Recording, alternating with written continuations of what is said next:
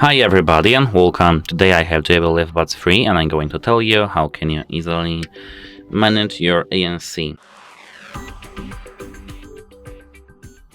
And first we have to insert both our headphones into our ears. Now we have to enable this ambient sound control in our application and set ANC.